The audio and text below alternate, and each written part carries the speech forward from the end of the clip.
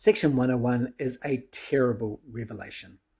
Mormon God is a dick. I feel embarrassed reading this, believing that it's scripture. It is such a terrible move by God and Joseph in relation to the people in Missouri. It's now December of 1833, and it's been 5 months since the conflict in Jackson County, Missouri.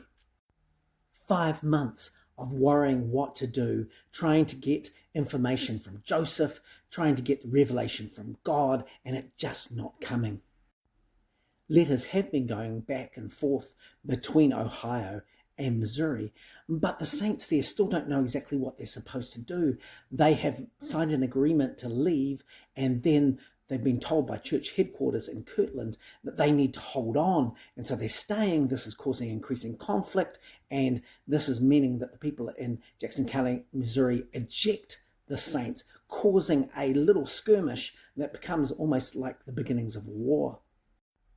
Lots of average saints are now fleeing into Clay County, where they're taken in as refugees. But the situation is dire, and Joseph, and of course God, through revelation, has no idea what to do. And so when a revelation does come, what does it say? It says that the reason why they're being afflicted and persecuted and cast out from the land of their inheritance is in consequence of their transgressions. The Lord has allowed this because the people need to be chastised. Apparently their jarrings and contentions and envyings and strifes and lustful and covetous desires mean that they have been slow to hearken to the Lord, and he has allowed this to happen to them. It's their fault. And if you go back to section 94 and 97, which were received in August the 2nd, which is after they had these conflicts, you know that God just doesn't know that this is happening, or at least Joseph doesn't know because he's not getting revelation about it. And the revelation that is being recorded in August is telling the people to repent or else they'll be chastised. And yet that chastisement has already happened. Joseph just does not know what is going on, and consequently God has no idea either. So after the gut punch, he's being told that God is saying that he will have compassion towards them and not utterly cast them off, and that it's going to be imminent that the wicked are going to be punished, so they're going to be taken care of. They are promised that Zion will be comforted and that they will be able to return to the land of their inheritance, according to verse 18, and this never happens. Even though verse 19 says that this has to happen in order for prophecies to be fulfilled. Instead, stakes are going to be the places that people can gather together to stand in holy places and prepare for this great tribulation which is going to come. And as Ohio is organized as a stake, this is going to be one of those places. And yet, this is not supposed to be a place. The New Jerusalem is supposed to be in Jackson County. It's supposed to be the only place. But there's more promises about the millennium and Satan being bound so that it cannot cause problems or death. And if people suffer persecution for God's sake and endure in faith, those hidden things, treasures of the earth, things most precious, will be bestowed upon them. But if they lose their faith, they're going to be the salt that has lost its savour and is good for nothing. And this is the reason that the people of Zion were tried, because there were found transgressors within them.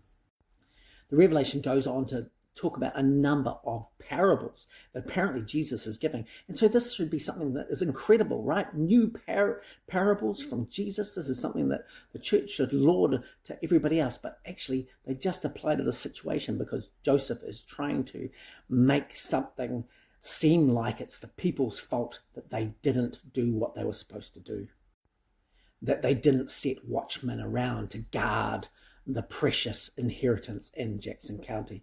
And so it's going to take all the strength and the warriors and the young men and the middle age to fight and get back the vineyard which has been lost.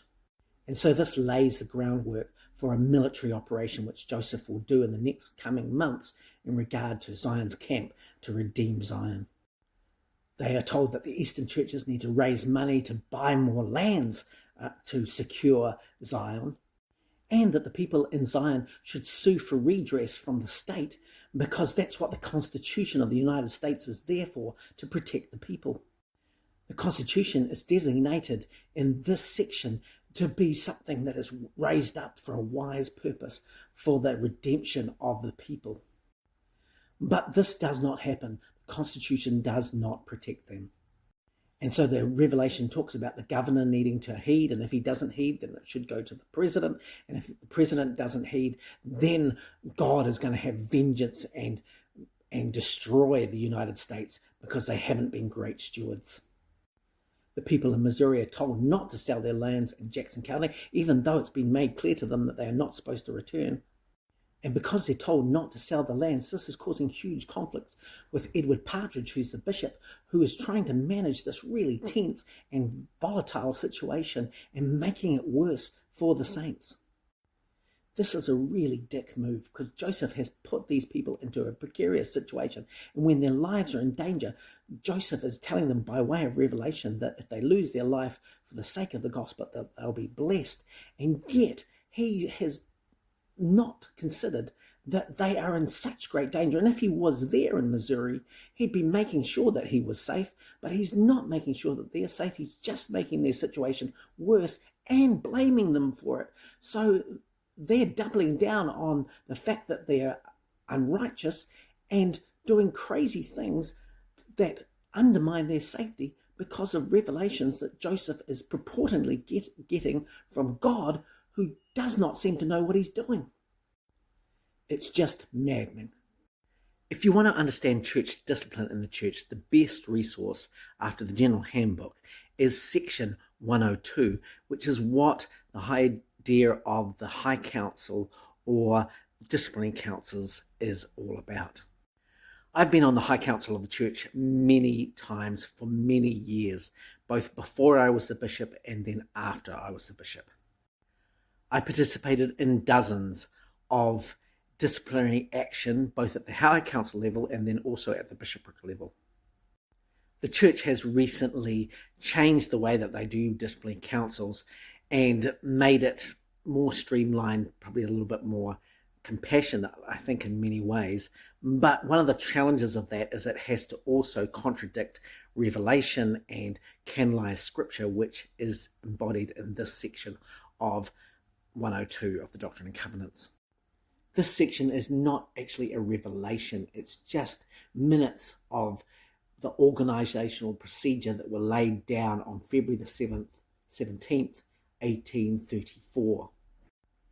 And basically it set aside 3 presidents and then 12 elders as a governing body that could look at ideas of conflict in the church and make some judgment. This document was updated for the 1835 Doctrine and Covenants to include the understanding in verses 30 to 32 that the 12 apostles were related to this idea but were separate. The idea of a high council goes along with the understanding of stakes in Zion, and that Ohio stake was the administrative head of the church. And Joseph was having a number of conflicts and things that needed to be resolved. And so this was a way of expanding that information and responsibility to quite a few others, but also to make it possible that governing of the church could be a little bit more able.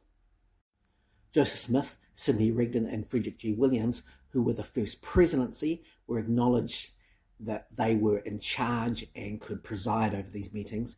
And then Joseph Smith Sr., John Smith, Joseph Coe, John Johnson, Martin Harris, John Carter, Jared Carter, Oliver Cowdery, and Samuel Smith, Oliver Olson Hyde, Sylvester Smith, and Luke Johnson as high priests were chosen to be part of this council. Many of these men ended up being ordained apostles the following year, which meant that they kind of superseded this council and became even stronger. And it should be noted that this was only done in Ohio at this early stage of 1834, but later in the year, in Clay County, David Whitmer was made the president of the high priests and the high council, that stake in Missouri, and this meant that he was kind of almost second in charge with Joseph, and many people believed that David Whitmer was Joseph's successor had Joseph been killed or had some demise. The president also had the right to remove people from the council and appoint others. And it would work best as a presidency, but the president could act alone, or the councillors could act alone if needs were such. Part of the procedure was that people would cast lots so that they understood their order in this particular council for the day. Sometimes this acted under seniority, and when I was a member of the High Council, we would often take the idea that some people would be for the accused and some people would be for the prosecution. This early account also gave that understanding that there were to be half the council set aside for the benefit of the accused to make sure that they weren't under any injustice, and that every accuser and the accused had the right to speak at this council. The president would deliver a judgment, and the councillors and the members of the High Council could actually object to that, and if that was the case, then the majority would carry. Otherwise, it could be turned around by additional information or by the idea of an appeal. And that an appeal might be really useful, particularly if some injustice was uncovered. By 1835, the Quorum of the 12 Apostles was implemented, and so Joseph added to this section with 3 verses, 30, 31 and 32, responding to the idea that the 12 apostles were higher than this stake High Council, and that their judgment was more binding. And that's how high councils and stake administration began to be a thing in the church at the beginning of 1834. Rob made this great comment on the video I made about section 101. How many reminiscences do we have of the treasure digs where the glass looker acknowledged that it was his fault that the treasure was not obtained? None. And here in the section 101, this is the same thing going on. And again, this happens in section 103.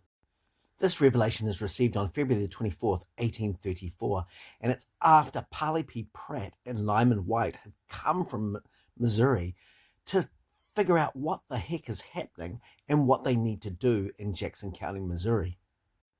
Joseph still hasn't visited the beleaguered saints in Missouri, and so they've sent this envoy to inquire of the prophet directly what they need to accomplish. The revelation assures them that God is going to pour out his wrath, but doubles down on the idea that the people in Missouri are being chastened because they haven't hearkened to the counsel of God.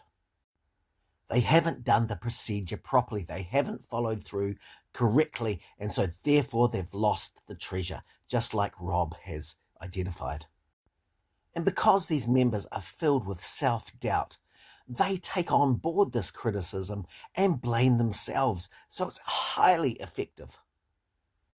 And this leads to a really pernicious understanding that after much tribulation cometh the blessings. So you can gauge your worthiness, your righteousness by the trials that you're facing, because God is proving you, chastising you to be a greater person. And this is all with a promise that they will return to the lands of the inheritance. And spoiler alert, this never happens. So God does not follow through with this because, again, they ascribe that to their own unrighteousness. But the revelation doubles down on the idea that Zion needs to be redeemed by power. And just like Moses led the children of Israel out of Egypt, there will be a Moses raised up to redeem Zion in this particular time. And you guessed it, that man whom he's speaking of is Joseph. And he's been given the strength to gather the young men and the middle-aged to offer a military campaign to redeem Zion.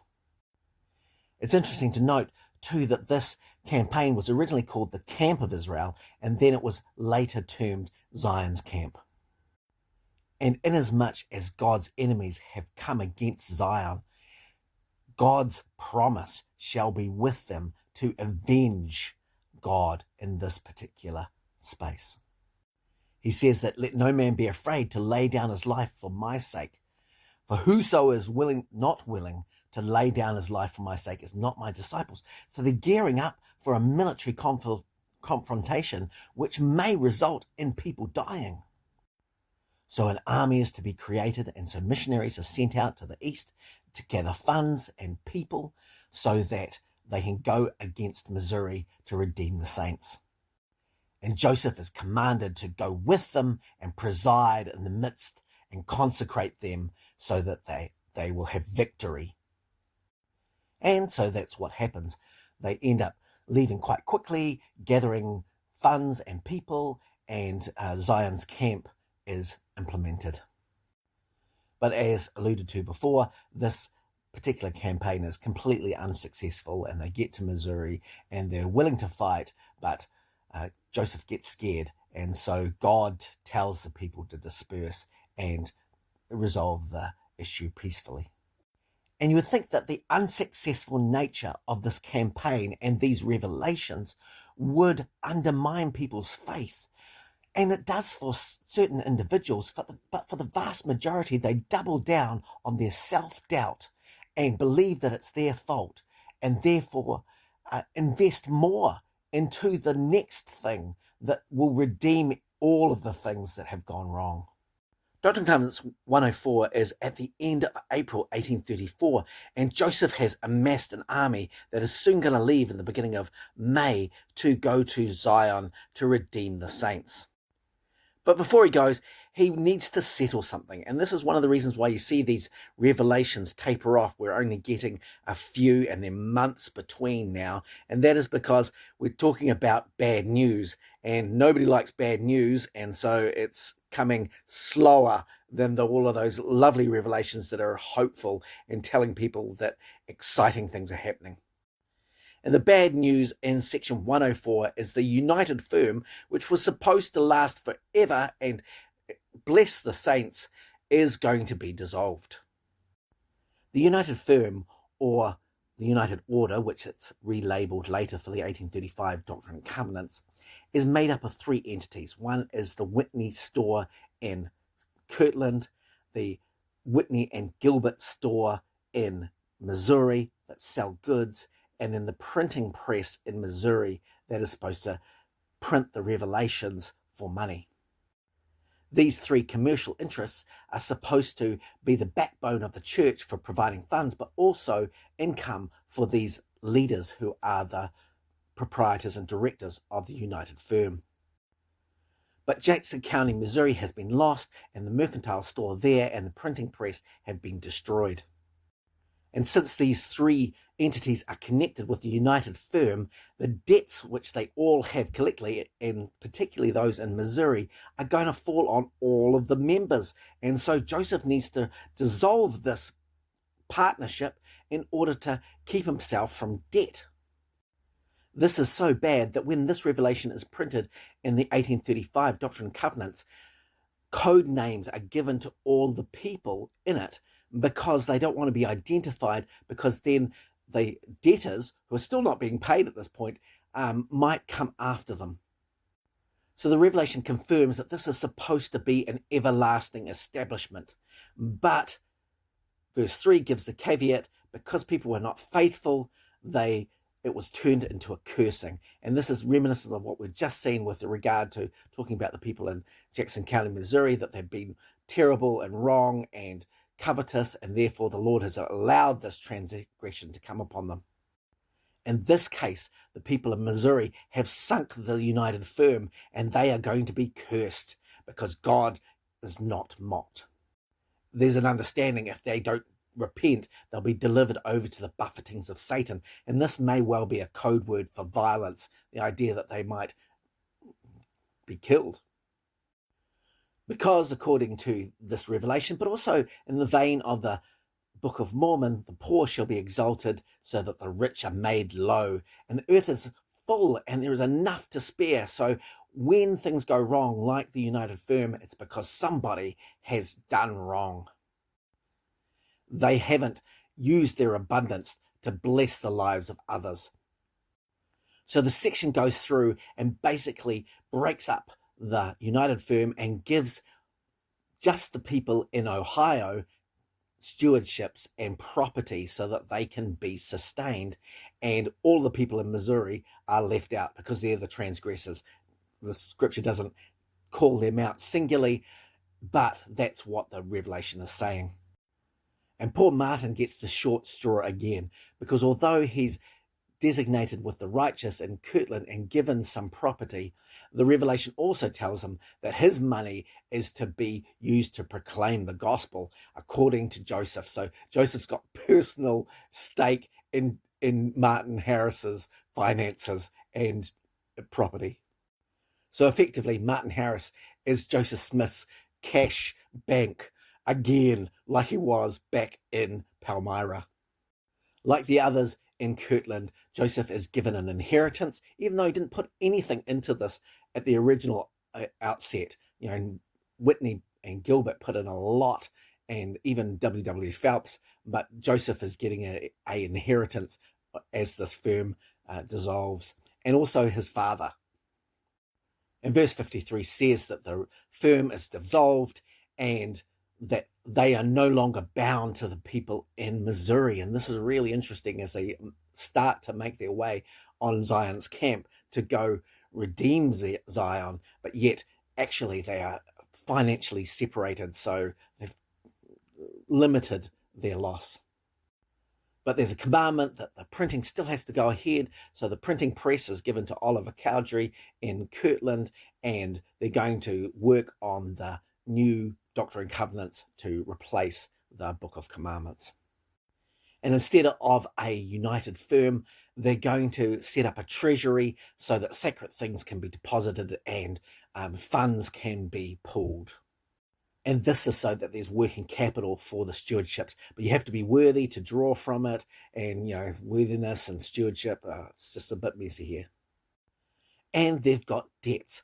But Joseph assures through this revelation that if they write with this great spirit, the Lord is going to humble those people in New York to help them find a way out of their debts. And God gives them a promise that they'll be delivered from their bondage, their debt bondage.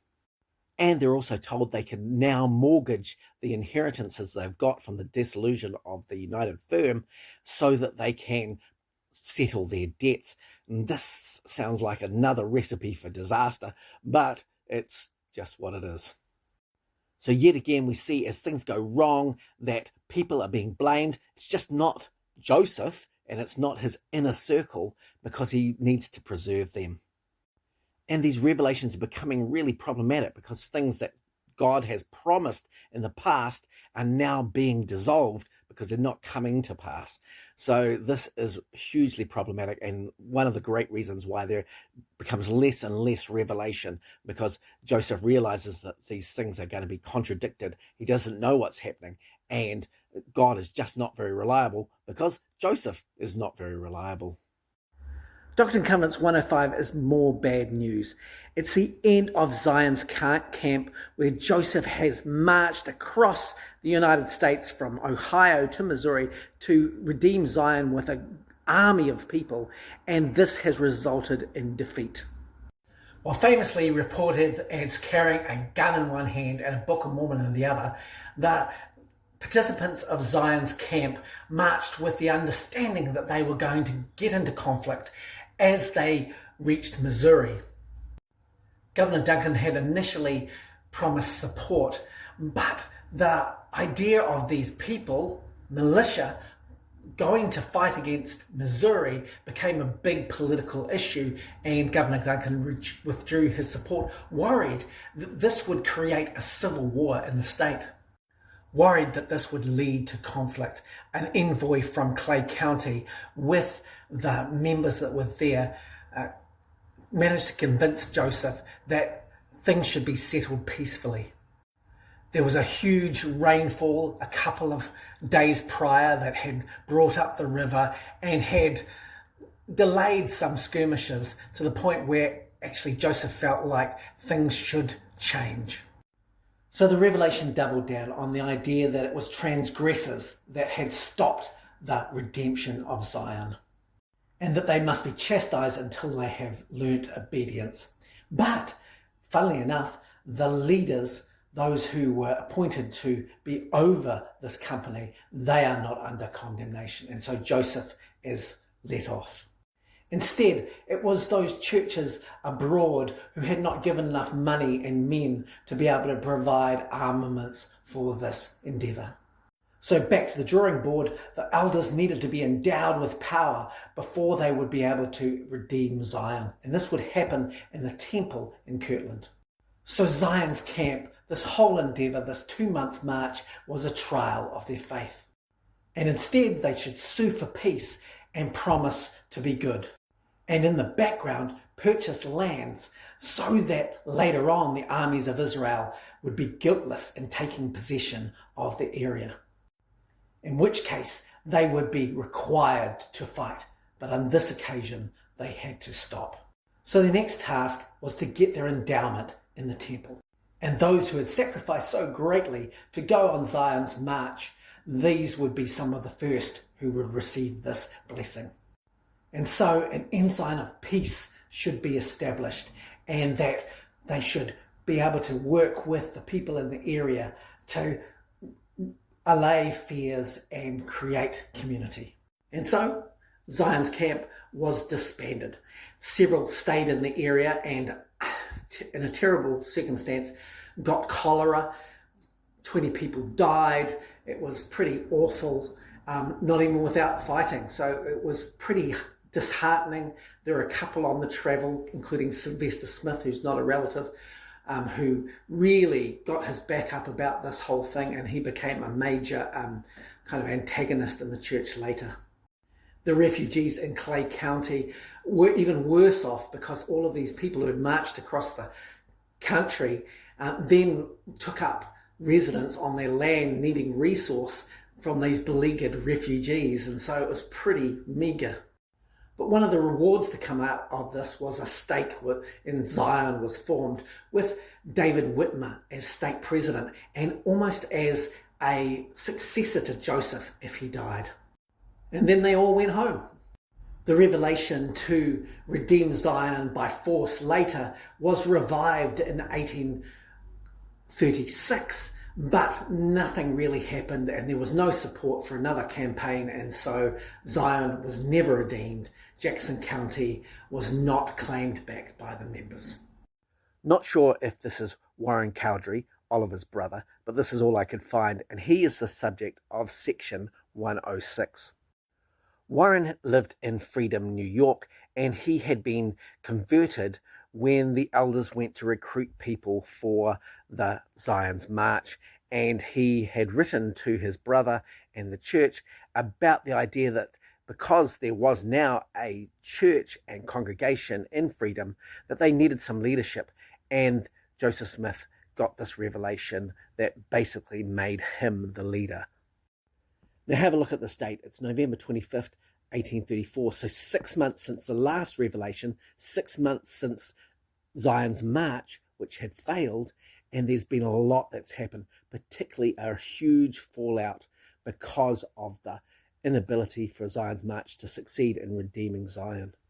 Several members of Zion's camp complained against Joseph Smith that the conditions were terrible, that it was inequitable, that people were over each other, and somebody even took Joseph Smith to court, asking for wages for the time, and won.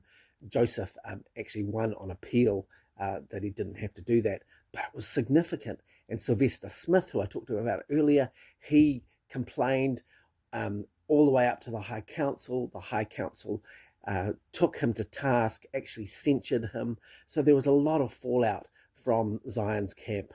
And in the wake of this, Oliver Cowdery came to Joseph's rescue and backdated revelation about the coming of John the Baptist to give them the Aaronic priesthood, and that to enable them to baptize, and the idea that Oliver and Joseph were designated and blessed for that event.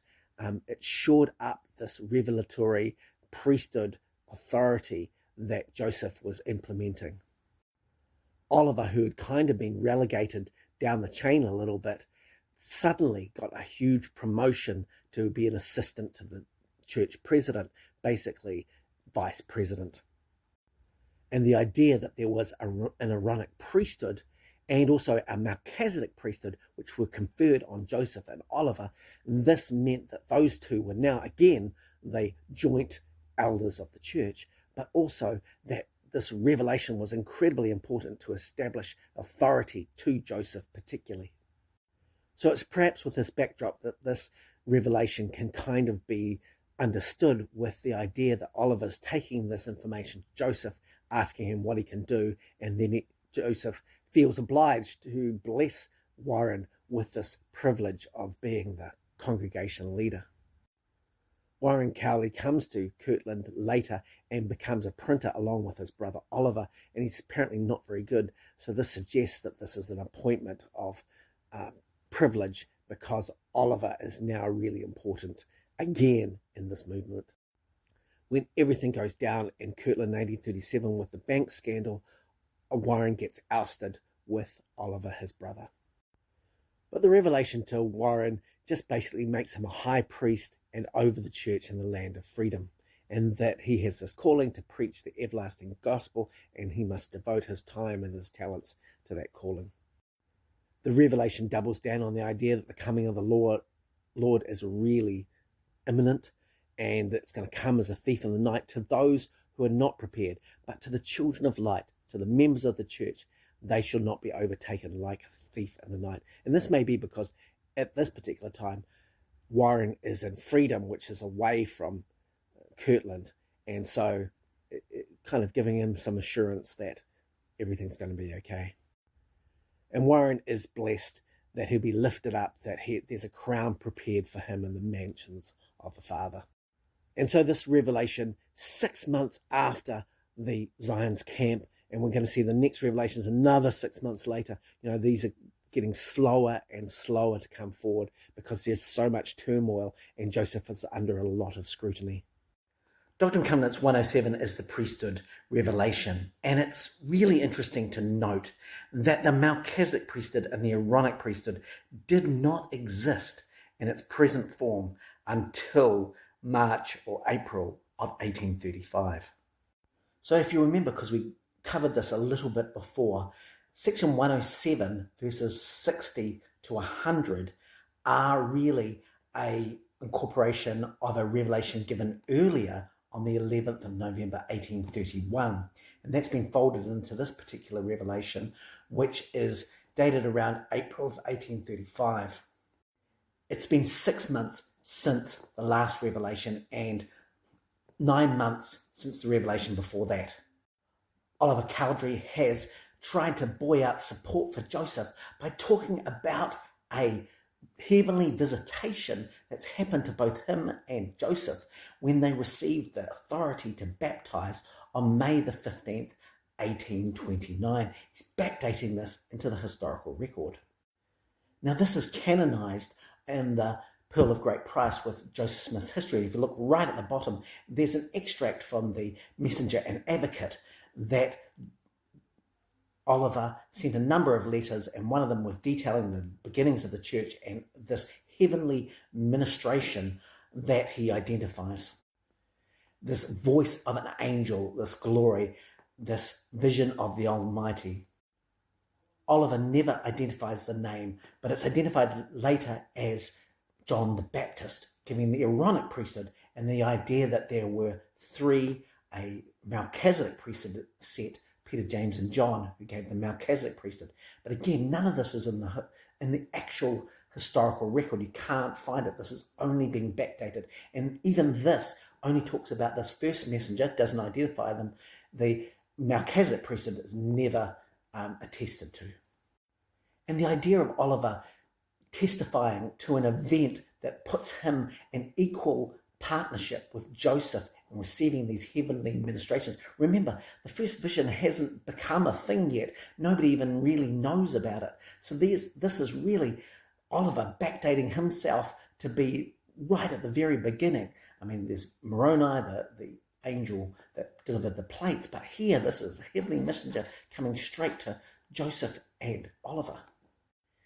And you can find this in the Messenger and Advocate of October 1834.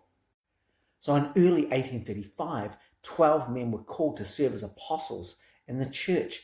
And this is because Zion's Camp was such a failure. Joseph needed to reward people with some seniority, and this body of 12 was it. And then there was also a quorum of the 70, and this was arranged so other people could be honoured as well. Using Doctrine and Covenants 18, Oliver Cowdery, David Whitmer, who are mentioned in that revelation, and then Martin Harris, who are now the three witnesses to the Book of Mormon, they were given the charge of choosing these 12, and most of these 12 were chosen from those who went on Zion's Camp and that supported Joseph in the aftermath of the fallout and decided to keep on going with the church even though there was a significant backlash. These 12 are called as a travelling high council, and this happened on the 14th of February 1835. On the 28th of February and maybe the 1st of March, the 70 were called. And the Revelation really talks about the idea that there are now two priesthoods, the Melchizedek priesthood and the Aaronic priesthood. And because of reverence to the name of God, it was once called the Holy Priesthood after the order of the Son of God, kind of in line with what is kind of talked about in the Book of Mormon, but now it's been labelled the Melchizedek priesthood for reverence. And these are two divisions or grand heads of the priesthood. So remember, this doesn't happen before 1835. The Melchizedek priesthood holds the rights of presidency and power and authority in the church. The Aaronic priesthood is an appendage. It's a lesser priesthood. It's part of what the bishopric is part of. So this way he was able to designate bishops like Bishop Partridge as less than. The section goes on about Melchizedek priesthood presiding, that the 12 travelling councillors are called to witness the name of Christ throughout the world, so basically missionary type, but senior missionaries, and they form a quorum equal in power to the presiding presidency of the Melchizedek priesthood, these three high priests, or the first presidency.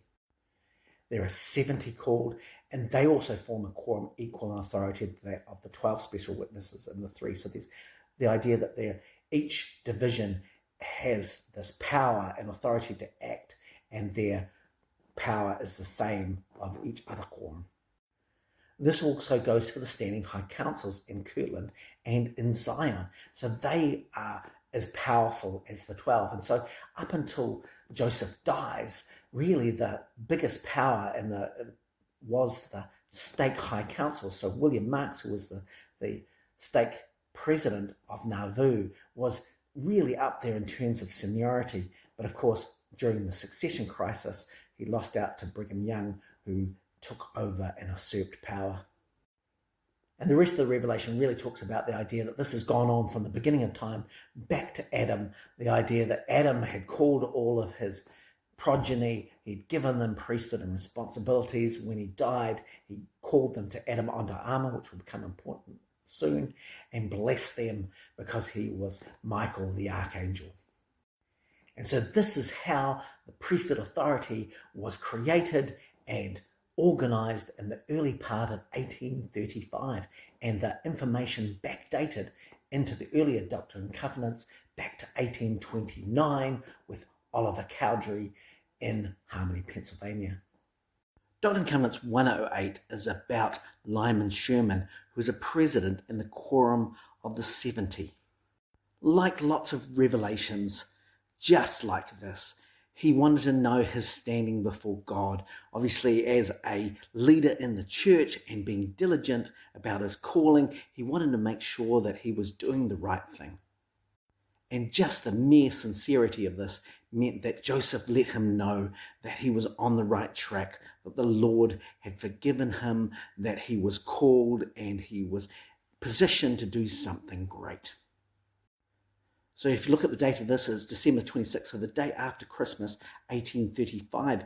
And it's been almost 9 months since that last revelation that we talked about with regard to the priesthood. And a heck of a lot has happened that we don't have a record in the Doctrine and Covenants for. Namely, they published the 1835 Doctrine and Covenants, so that was a huge deal. The temple is almost complete, which is another huge deal in Kirtland. Missouri had reached a tenuous peace by being refugees in Clay County, and generally things were working okay because of the leadership of people like David Whitmer, who were making sure that things were okay. The Revelation basically says that Lyman's sins are forgiven him, that his soul should be at rest in terms of the spiritual standing, and that he must carefully observe his vows as a president of the Quorum of the 70. He's to wait patiently and work with the elders and also preach the gospel wherever he can. And he was diligent. He was incredibly good at his role as a president in the Quorum of the 70, so much so that when Thomas B. Marsh and Orson Hyde were dropped from the Quorum of the 12 Apostles, Sherman was supposed to be the person to replace them, but he actually died before he was ordained. His widow went on to become a plural wife of Joseph Smith in 1842 in Nauvoo. Delsina was also the sister of Ben Jonson, who was a good friend of Joseph Smith. It's now March of 1836, and this is the dedication of the Kirtland Temple. If you haven't been to Kirtland, you should. It's an incredible place, and the temple is ornate and beautiful and really quite stunning as a place. The saints really put a lot into this. Now we're nearing the end of the Doctrine and Covenants, but actually we're only really halfway through Joseph's prophetic career, because if you count from 1828, then this is 8 years in, and in another 8 years, he doesn't know this yet, but Joseph is going to be killed.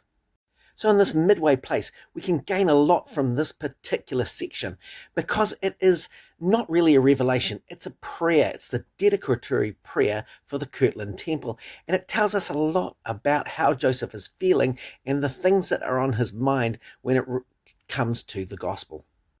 So Joseph wrote this up and then had it printed so he could read it. And there were a number of dedications to the temple because there were so many people who came to be a part of it. Now, the heading says that it's a prayer that was given to him by revelation. And I think that's because you'll see as we go through this, there is a lot of text in there which is from revelations past. So phrases and ideas and ideologies and promises of God, which are then folded into this prayer to ask God for those promises to actually come true. And firstly, the prayer acknowledges that God has told them to build this sanctuary, this house of God, and asks God to accept it. I like also how Jesus Christ, the Son of thy bosom, in whose name alone salvation can be administered.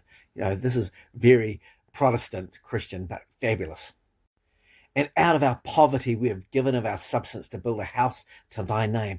And this I find is such a pivot from the Book of Mormon, where houses of worship from poverty is a sign of a corrupt church, because leaders are fleecing the poor for their fine sanctuaries, and yet here this is being completely reversed.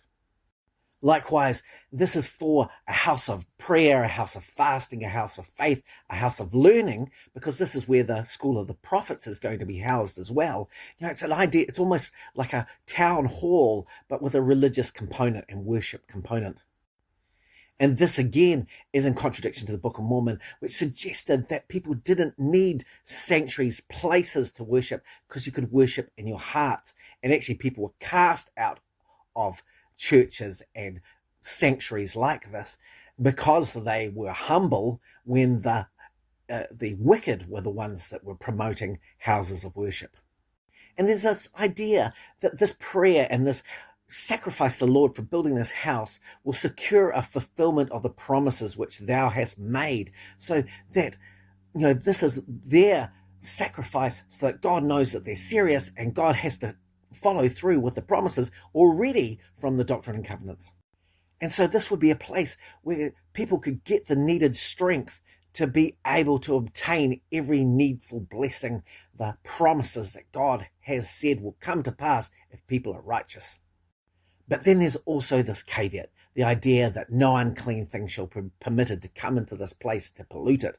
And if people transgress, that they should repent speedily, because if they're not, then they won't get these blessings. So, and of course, the blessings never come. So it's not because God isn't there actually fulfilling his promises, it's that the people were unrighteous. And you can see a lot of rhetoric around fighting, the idea that no weapon will be formed against the saints that will prosper, and that the Lord will smite those who are fighting against this truth. And God is admonished to shame and confound and astonish those liars who are coming against the church and against the servants, particularly Joseph, that their works may be brought to naught and be swept away by hail.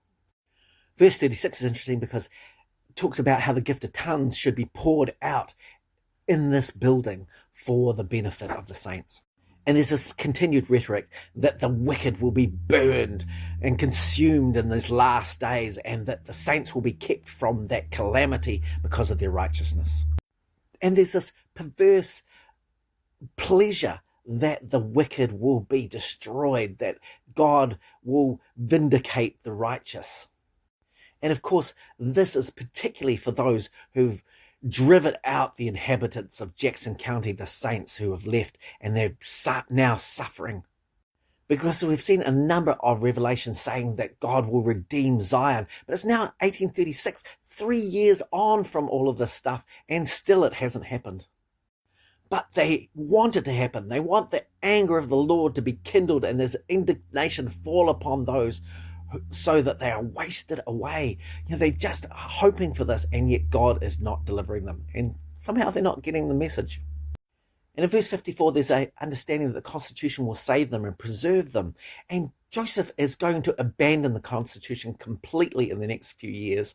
But right now, he's still holding on to the hope that religious minorities, particularly this one, is going to be taken care of.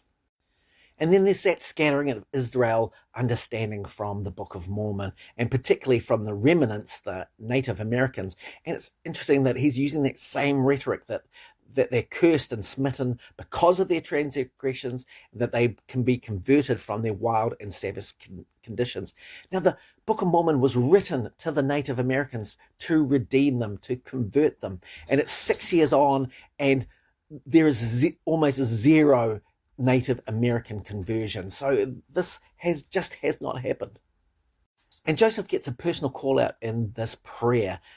And this really, I think, gives an understanding of what Joseph is feeling. Like he is dedicating himself in this prayer. He wants to be preserved. He wants his enemies to fall. He wants his agenda, his things to come to pass, and he's willing it into existence. It's almost like a prayer, but it's almost like a magic spell, so that he can be redeemed, caught up in the clouds to meet God, and his garments pure, and crowns of glory upon his head, and most importantly, eternal joy for all this suffering, because Joseph's life has been suffering, his family's life has been suffering, and where is the reward?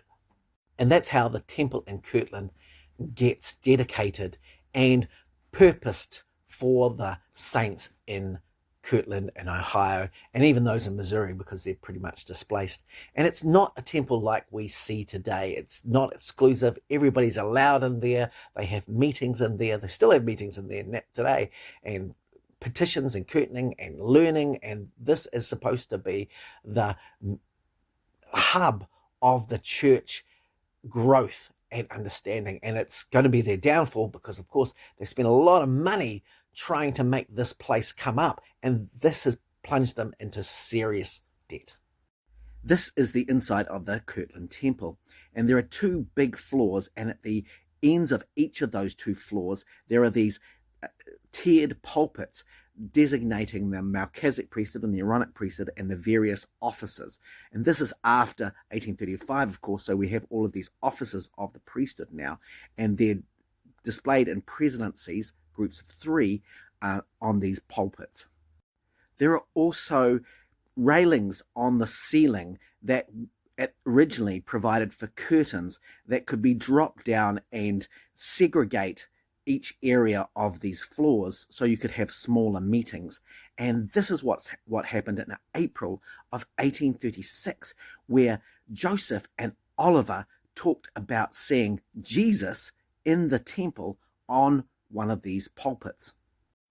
It was just a week after the dedication of the Kirtland Temple, and Joseph and Oliver apparently were in one of these pulpit areas. The curtains were drawn and they were praying when Jesus turned up.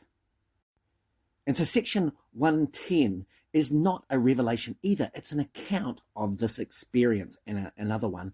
And according to verse 2, we saw the Lord standing upon the breastwork of the pulpit.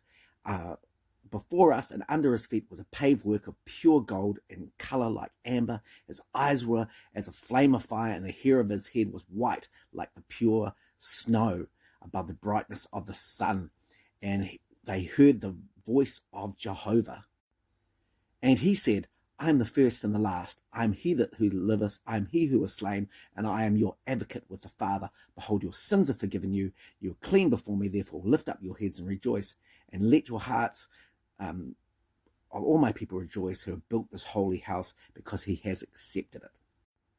Jesus then went on to talk about how he appears to his servants, and as long as people keep his commandments and do not pollute this holy house, the blessings which he has prepared, particularly this endowment of power that will enable them to redeem Zion, will be given. Now, a couple of things that are really interesting about this, and one of them is that it's just Oliver and Joseph. So again, we've got this situation where Oliver is now elevated to be right next to Joseph for these heavenly visions. And this is really important because, of course, we know back in 1834, Oliver is saying he was there right at the beginning with these angelic visitations that allowed for the restoration of the priesthood. And that elevated Oliver back to his original position, which was right next to Joseph, after Sidney Rigdon, became and usurped that position.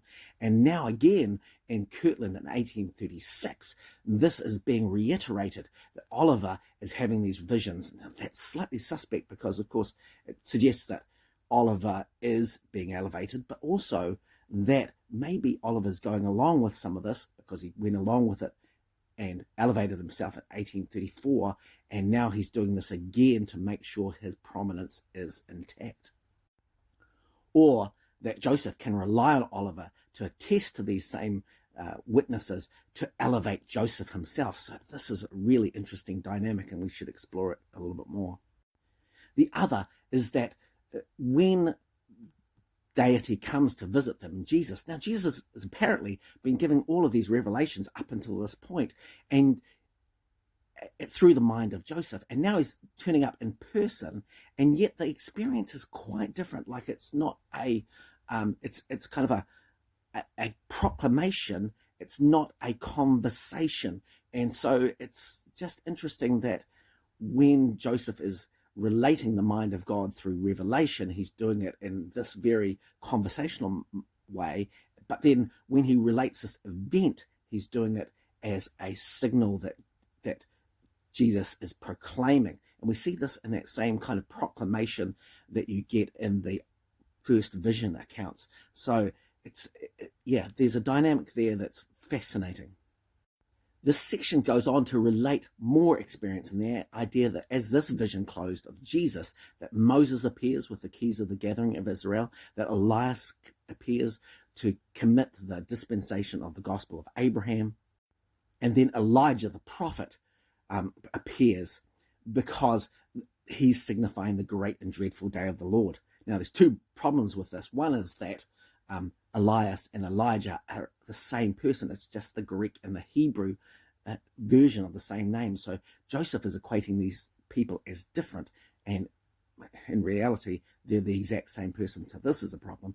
But also, Joseph is signifying through this event that Elijah is there to say that the Lord, the great and dreadful day, the last days, is imminent, which the Revelations have been saying this for years and years and years and years up until this point, and he's reiterating it because this hasn't happened, of course, and Elijah's now here, so yes, it's going to happen now. And it just gives a sense of urgency to the membership that, oh, now it's really going to happen. We thought it was going to happen before, but now we didn't realize this event needed to happen before this actual thing happened. And so it's carrot kind of a thing that keeps going on with the saints and really binds them into it. But it's always the idea that the payoff is just around the corner. So don't fault in your belief because it's imminent. But of course it never happens. So then it's just pushed off, but it's imminent now. And this has gone on for 200 years. But this cements the idea for members that Jesus came to his temple in Kirtland. And this is talked about a great deal when you go to Kirtland. They just love this story. But also that this is the way that Jesus turns up to his temples today around the world. And this is a prevalent myth that members of the church believe, because it suggests that these places are holy and special, and the Lord, visits them regularly because they are not polluted. And if you are righteous enough, you might one day just glimpse Jesus in the temple. And there's a number of myth stories that gain traction because that desire to have that experience for yourself. And these are powerful buy-ins to why you might stay faithful, why you might invest in these stories, because if you are, and just like the Revelation and the section talks about, if you are pure, you will have these experiences because pure people have had them before you. Cody asks great questions, and this is no exception. He asks, what is your opinion on Oliver's involvement regarding Revelations? Do you think he believed he was really seeing and hearing things, or do you think he was just going along with Joseph? Oliver is such an interesting character, and I think we can learn a lot about what's happening to Joseph by examining what is happening with Oliver. Oliver certainly seems more sincere than Joseph. He really is invested, and he really wants something wonderful to happen. In fact, I think he, in some ways, makes Joseph better, or at least more moral. So we can tell from the Book of Mormon text that Oliver is really a scribe. He's writing down everything that Joseph has said, including corrections. So if Oliver was a conspirator at the time, Joseph would have just told him, I'll just erase that line and, go on. But when you look at the text, you see that when Joseph makes a mistake, he has to correct himself in the moment because Oliver is writing out every word, and Oliver is a believer. And we learn from Doctrine and Covenants 8 and 9 that Oliver wants to translate, and he believes he can because he's also got a gift, right? He can use the rod, and Joseph has got the seer stone, and Oliver may well have had other revelations through his rod before, and believes that he can help with the translation process. And of course, Joseph has to, say yes because he needs Oliver's involvement, but then he doesn't really want him to do it, so he gets God to say, well, you just didn't do it right, so you have to wait. And then we see in Doctrine and Covenants section 18, by the time that Oliver and Joseph are now in Fayette, that Joseph gives charge to Oliver and David Whitmer to organize the church. Now, I think this is because Joseph was just interested in producing the Book of Mormon, and he was going to get a payoff from that. And so David Whitmer and Oliver, who were sincere believers, wanted this to go forward into something like a church, and that was the original plan. And so it seems that Oliver took this charge seriously, and he produced his own revelation with that in mind. And this is the Articles and Covenants from June of 1829. And this absolutely had Jesus talking to Oliver and giving him revelation. And this was then repackaged and used for the Articles and Covenants that became Doctrine and Covenants section 20. So a good question would be, at that particular point in June of 1829, did Oliver know that he was creating this revelation? And how did he feel about the fact that Joseph kind of pushed him aside and utilized his revelation for Joseph's own revelation for Doctrine and Covenants section 20? And then in June of 1830, Oliver helps Joseph in his defense when he gets summoned before the courts in Bainbridge and South Bainbridge and Colesville, that Joseph really did see and translate when Oliver absolutely knew that Joseph was using a seer stone, the same seer stone that he had been used previously for treasure digging.